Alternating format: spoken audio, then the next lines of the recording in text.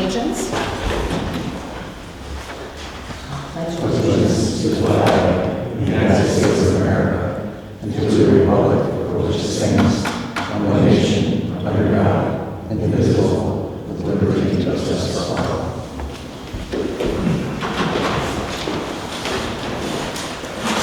Could I please ask our city treasurer, Claire Miller, to take the roll call of the board members? Dixon. Present. Marvell. Present. Lee. Here. Rico. Here. Manzuli. Here. Lacy. Here.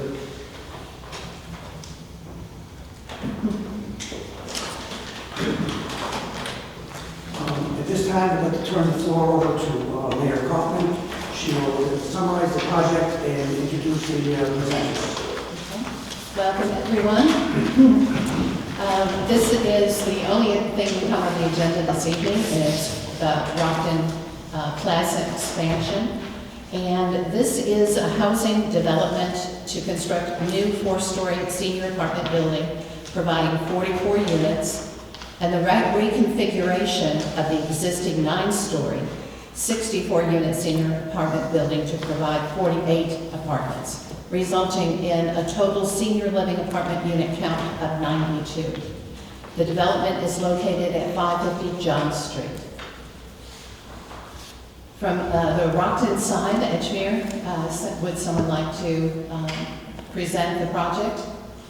I'll just introduce these guys with us today. Edgemere, our developers, Charlie Oster and Brandon Mack from Edgemere. They were unanimously selected from our board 2 years ago. And one of the key reasons we like them was they're not going to be owners. Somebody asked me that on the way out, and these guys are going to own the property, and no, they're part of redevelopment. Still be Little Falls Housing Authority when this is done. And I can't say enough about these guys. They answer the phone, they call. Just kidding. But they do a great job. Also here is Adam Official from Marathon, partner in Marathon Engineering, and Bob Coker from Minex Architecture. So those will be your players that are here tonight. So my name is Brad Mack. I'm here on behalf of Edgemere Development and Councilman Charlie Oster. I'll keep this really quick before turning it over to Adam, who is our project civil engineer, who will walk through the variances that we're requesting today. We're very thankful that you're hearing us today. I think we've spent a lot of time on this project. We've been working with Chris and folks at the Housing Authority for a year and some months to get to where we are today. And this project is really the first step in what we see as a multi-phase redevelopment of all of their housing. This is kind of the project that unlocks the rest of our ability to redevelop their sites. So just as the mayor mentioned, we're proposing this 4-story, 44-unit building that will be for seniors and folks living with disabilities, just as the existing tower is today. And some of the primary reasons that we're proposing it this way is to, one, add to the available affordable senior housing stock in the community. We've seen a lot of need for that between both the housing authorities' waitlist information and market studies that we've done. So we want to try and address a little bit of that need.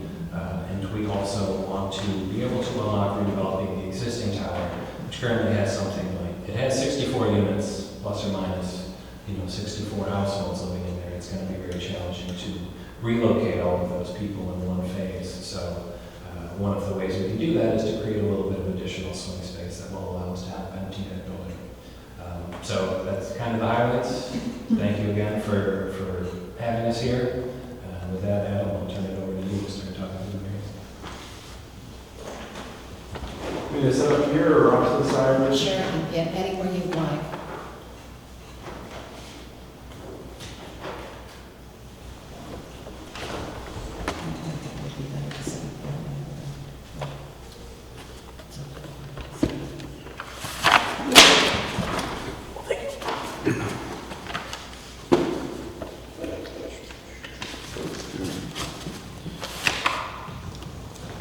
Thanks, Brad. Again, Adam Fischel, Marathon Engineering. We're the civil engineer of record for the project.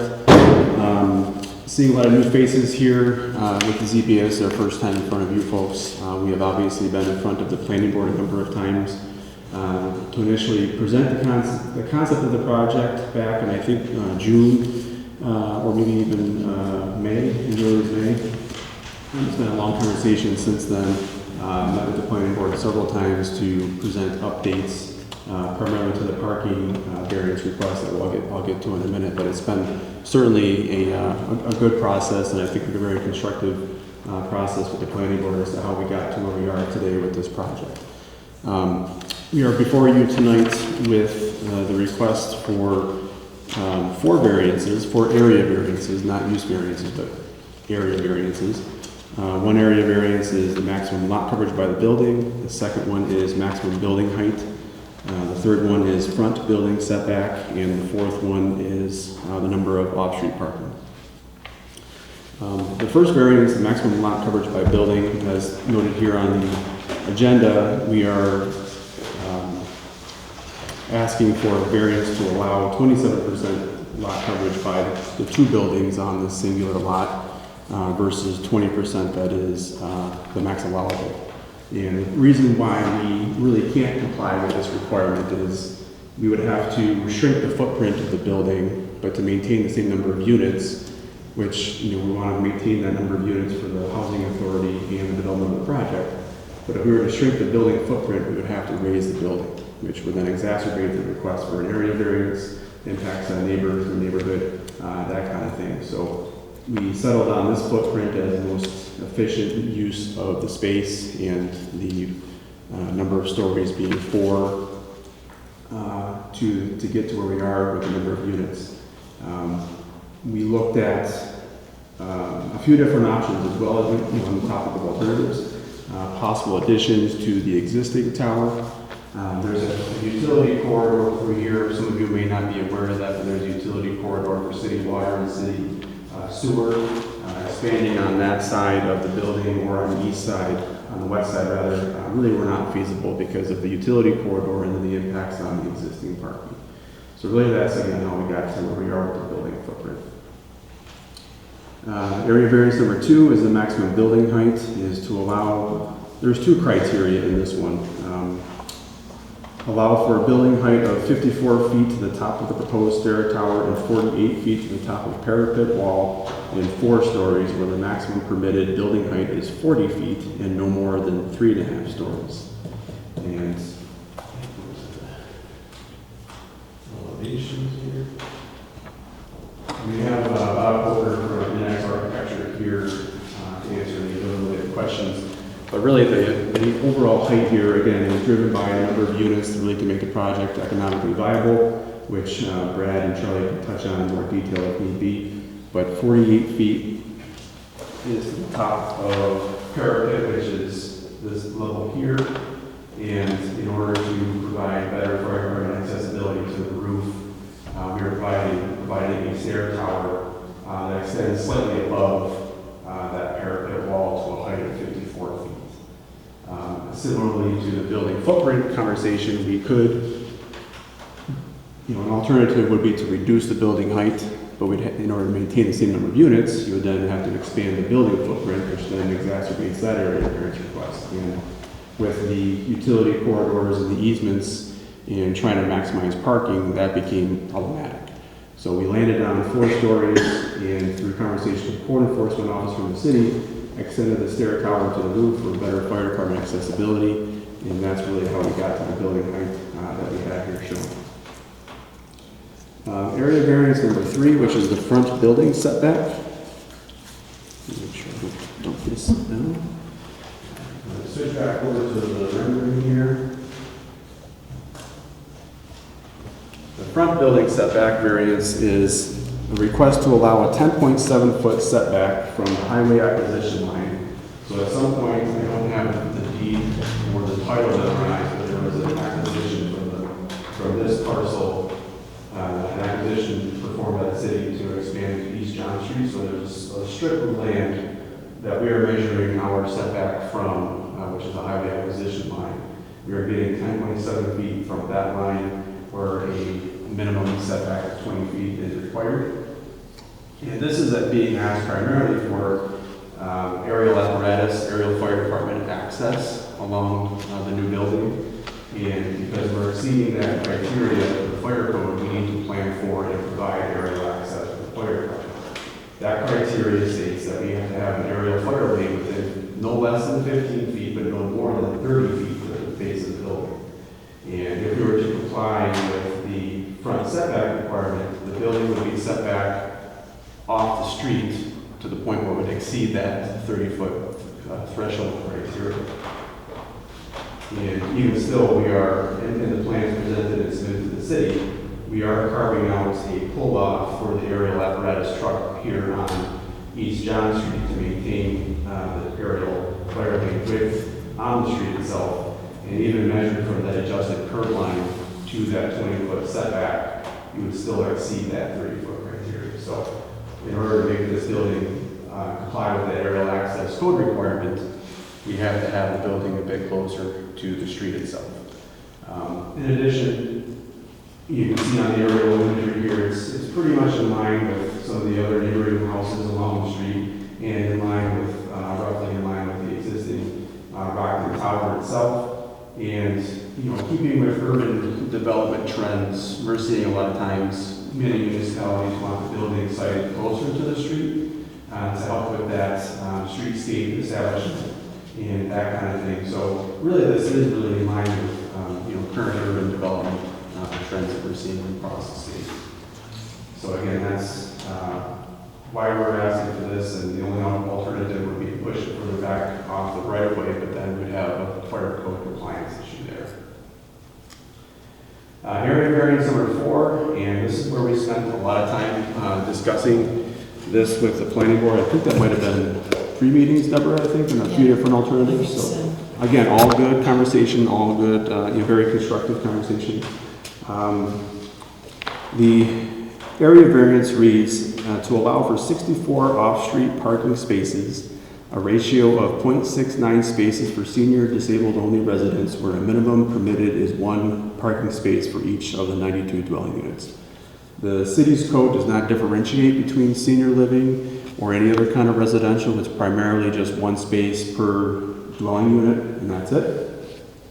Here through conversation with the Housing Authority in Edgemere and the city staff, the existing Rockton Tower is senior living and would continue to operate in that manner into the future. And that's how we are getting to the number of parking spaces we have.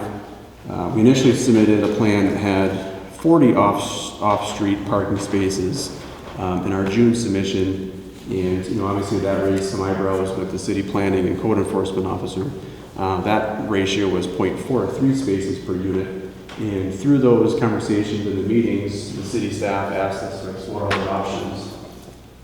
There's a lot down here that they asked us to look at. There was another lot. The team was considering the Evening Times building over here as a means of providing some more parking. And as we mentioned at the planning board meeting last week, the cost for demolishing, like say the Evening Times building or the hospital at the corner of East John Street and William Street, the cost for demolition just got to be too much, too great for the parking spaces that we would get out of that. So we ended up having conversations between the team, Edgemere and Little Falls Housing Authority, had a conversation with Dan Carter, who owns the former church parcel here. You can see on the plan here. As currently drawn, the lot is going to be re-subdivided and an additional 18 spaces allotted up in this area here. We've also reconfigured the site a little bit, added a few more parking spaces in the existing parking field on the west side of Rockton Tower, and added a few more parking spaces within the new parking field between the 2 buildings, getting us to 60 total spaces or a parking ratio of 0.69 spaces per unit. That still raised some concerns with the planning staff, so we ended up going and hiring a traffic engineer, Passero and Associates. We as a firm use them primarily on all of our traffic impact studies and traffic evaluations, and they went out and did parking counts on May 15th, 17th, 18th, 19th, and 20th. And if you go back to your calendars, the 18th and 19th were 2 weekend days, so there were 2 weekend counts in there. And the average week that the max that they saw during the weekend was 0.4 spaces per tenant, and on the weekday, was 0.36 spaces per tenant.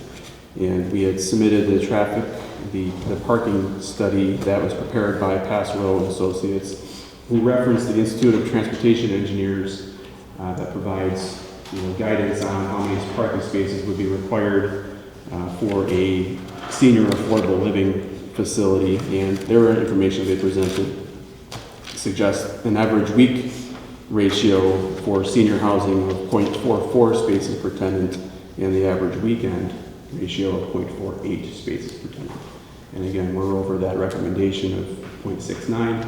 Still not to the 1-to-1, but we feel that this is a very fair compromise to where we were originally and what the city's code was originally asking us to provide.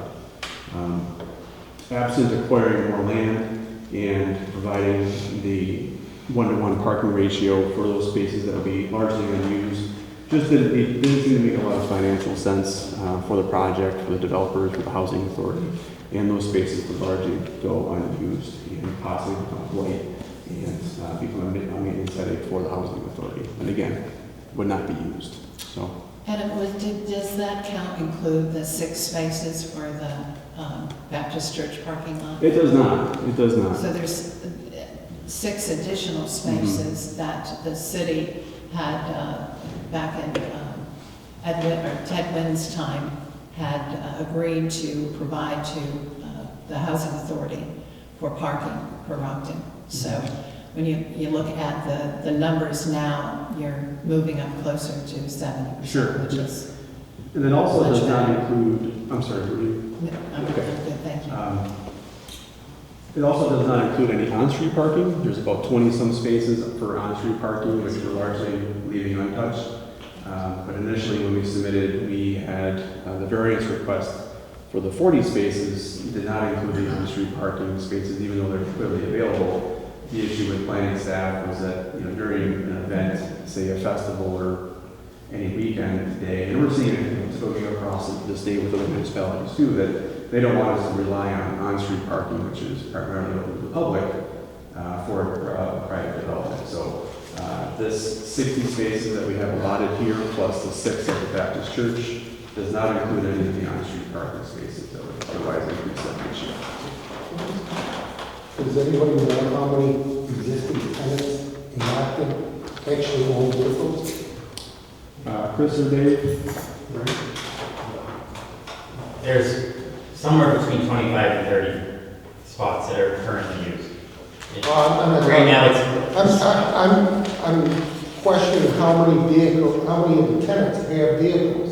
You have permits, right? They should permits. right now it's like 43-44% of the tenants have cars. So that's less than.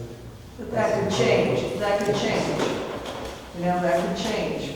No, So, I mean, it seems easy just to ask you have a car. Yeah. So there's also, I'm sorry, I cut you off, sir.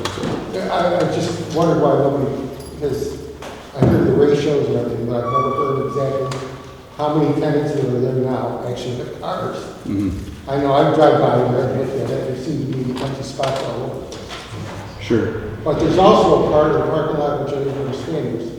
There's painted slots that look like they're for motorcycles. Well, I don't know. Where's that? That'd be up on let's see, that'd be the eastern side of the building, northeastern side of the building. The smaller lot. Those are all appropriate sizes for vehicles to park in. What are they for? They are for vehicles. They are the appropriate size.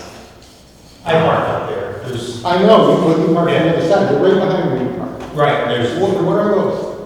there's lines for regular cars there. Oh, they are? But there's other. But there's only three, there's three there, I was wondering what that and was. that truck that's gotta go, and then me.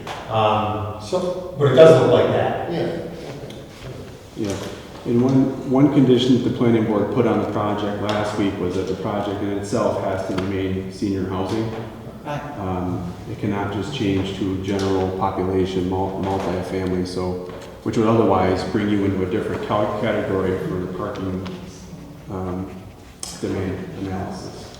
And there was also a conversation last week about, hey, what happens if you're beyond the 60 spaces or the 66 if we include the Baptist church area? Well, there's conversations within the housing authority to possibly shuttle folks up to the Valley View Court site that is currently, I believe, overparked, underutilized, and even with the redevelopment that's being contemplated, there'd be ample parking beyond this 0.69 ratio up at that facility. So there's ways to have overflow parking up there as well if the need arises. I just have a question about winter months, and I just wanted to ask the housing authority, has there ever been a time when someone didn't have a space to park in the winter, when you have to get off the streets? Has there ever been a time that someone has not been able to park? I've specifically asked that question in the past, and I was told there was never any issue with parking.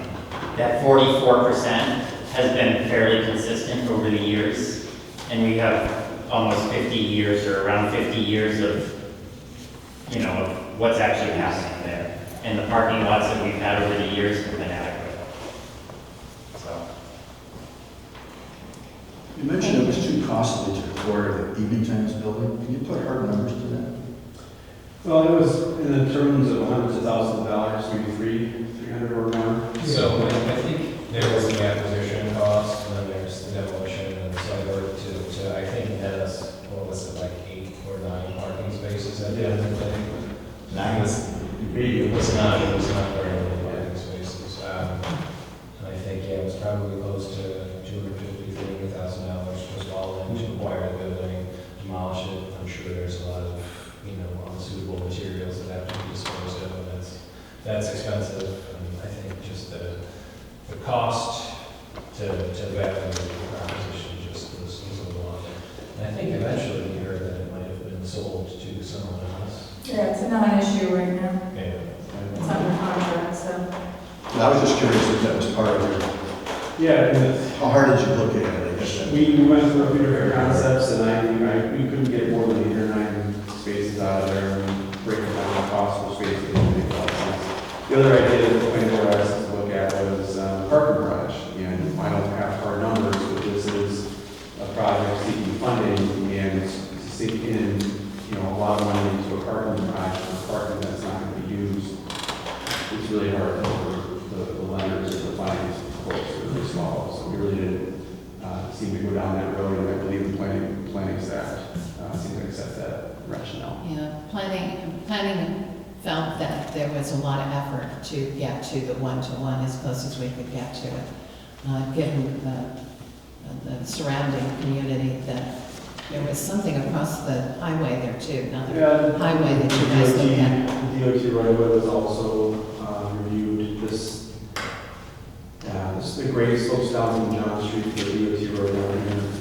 We were only able to get maybe 10 spaces out of there, and that would require a DOT right of way acquisition from the state, and I've been involved in 2 of those in my 20-some year career, and that has taken, each one of them has taken almost like 10 months to get through that process. So again, the time delay, the cost to yield maybe 10 spaces, just easy to make a whole lot of sense. So with the idea of extra overflow up at Valley View Courts, which there's 10 acres up there to put parking if you wanted to, with shuttles coming back and forth as a backup plan, we're more than covered, which that, including the other things that you all have been working on to get close to that number. So we'll see where it goes. I think that the site plan was contingent upon just that it had to be, continue to be senior housing and disabled because of the lower criteria nationally of what people are looking for in parking. So it seemed to support that in this way. So if it decide, if at some point in time they decide to have a different use, maybe a young families, of course, one bedrooms, I doubt that would happen, but a different age group, for instance, that would need a car more frequently, or be out and running back and forth, then they would have to come back and appeal to the planning board to be able to do that. And then CBA as well. And really just the last comment on parking was we really wanted to have the bulk of the parking accessible from either building and walkable. We didn't want to have the parking field a half block away. Again, that wouldn't be utilized, but then require staff and tenants to walk half a block away in the winter and that kind of thing. So it's Yeah, there's nothing in the codes that says that it has to be on site by the building. You know, so that's where they looked at just about every area, but our challenge is downtown. What's the max staff that's there? Staff, Yes. right now it's 5. Well, at any given point in time, though, how many staff do you have? Oh, 3? tops. Okay. Chuck had a question. Yeah. I thought I heard at the planning board meeting that it was seniors, disabled, and veterans that qualified, right? Is that correct? Yes. Veterans of any age. Right. No, that's, so it's seniors, folks living with disabilities. Obviously, there can be veterans, and you can separately veteran preference for things, but they would still have to meet the other qualification. Okay, so there would still have to be senior, minor, or disabled. Okay. Anything else on any questions? I'm all set with that presentation. I'm happy to answer any questions. I'm sure our team will be as well. Yeah, what, I think since any questions from the community, that would be questions for clarification on this. I'm going to allow time for public comment in just a minute. Any particular questions you would have of Adam? Anyone else from the board? Okay, then we'll move along. I'm going to open it up for public comment for or against. If I could have public comment, any for, to step up to the podium. Okay, any against? Okay. I'm going to move on then to the first variance. Just before I do that, though, I want to mention the site plan review that was voted in by planning. There are 2 conditions on that, and one is that the neighboring property, that there would be a deeded, that the parcel would be deeded for the driveway. Correct. Before construction begins, just so everyone knows. Okay, and the seeker, of course, was voted in with a negative declaration, so no issues there that were found.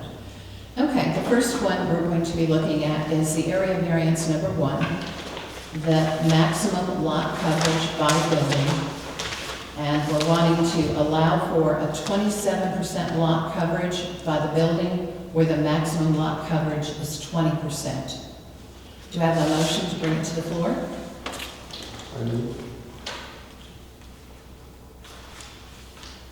A second? Second. Any discussion by the board? It's my understanding that this is basically related to our safety issues with fire equipment. Is that right? Yes, where they had to get a ladder truck in there to be able to have some room to pull off and to be able to do that. So it is, what they came up with is necessary and adhering to the guidelines for the fire department. So any other questions? A roll call vote?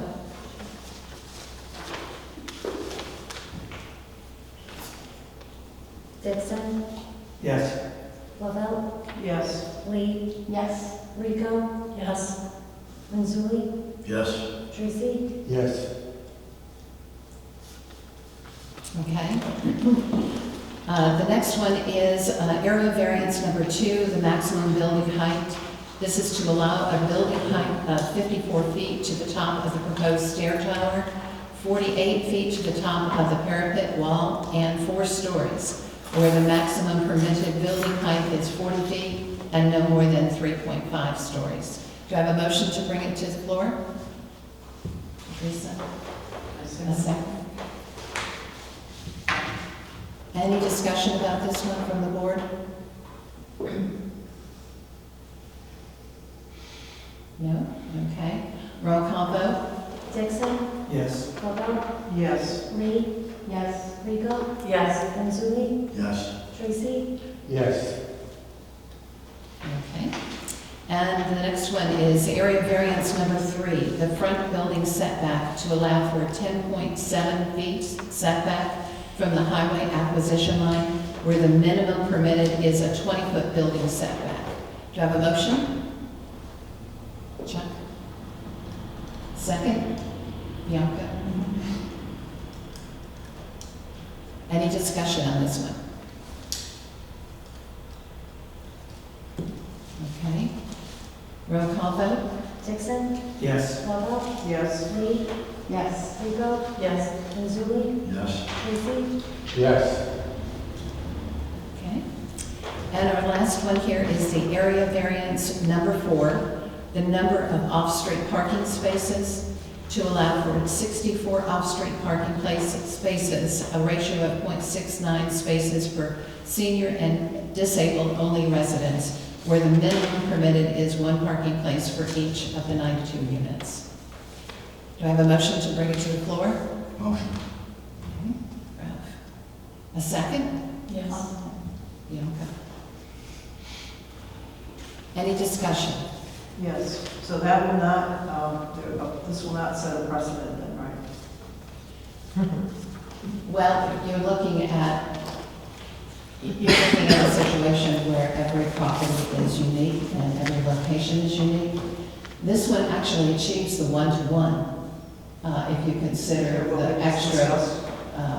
overflow of it, Valley View. And you added 6 more spots, so should that That's be not on 70? Or is that still 64, or should that be So 70? it would be 70. It would be the total with the 6 Okay, from. not 64, then it would be 70. Correct. Question. Yes. How many are strictly disabled? Do you have to have so many that are just for the disabled? Hey, permit? You know, Somewhat closer to the members? from what I understand from the code, the 1-to-1 is considering all ages, all populations. I don't know in the document, the manual that you all were talking about, whether there was a designation for certain populations or not. Sure. Hi, folks. I'm Charlie Oster from Edgemere. To answer your question, sir, there is no specific number of units for one versus the other. If you are senior or you're disabled, you're able to live in the building. And just to speak to your point, man, before about setting precedent, that was identified as a concern early on in the process. We tried to listen to it and do everything we could to be mindful of that. So one of the things we did as part of this process is we engaged a land use attorney. What's the name? Barkley Damon. And honestly, we worked you all talking on it at some point because they taught us a lot about precedents and what does or doesn't count and how you can protect yourself against it. We basically shared your concerns with them. And what they said was what's very important about any motion you pass is just to make it specific, right? If you can document that a certain situation is different than what's being referred to as precedent, then that doesn't work. So in this case, we have a pretty unique set of circumstances. We've got a building that's age restricted. We've got 50 years worth of parking data that we can draw from. We went out and we had an expert put together a parking study for us. And in addition to that, we have that resolution from the city from 100 years ago. In the 70s, I think. Yeah, so all of those circumstances, we've been working through that with the planning board for the last 4 or 5 months, and that's kind of culminated in what you have before you today. So we tried to do everything we could to be respectful of that and make make sure that you all have a good foundation moving forward. So, that's it. Any other questions or discussion? Okay, roll call vote. Dixon? Yes. Florback? Yes. Lee? Yes. Rico? Yes. Mazzoli? Yes. Tracy? Yes. Going to turn it back to our chairman. Is there any more business to come before the zoning board meeting of October 22nd? Could I please have a motion to adjourn? I motion. Second. Okay. Those are easy to come. Yeah. We are adjourned. Thanks, everyone.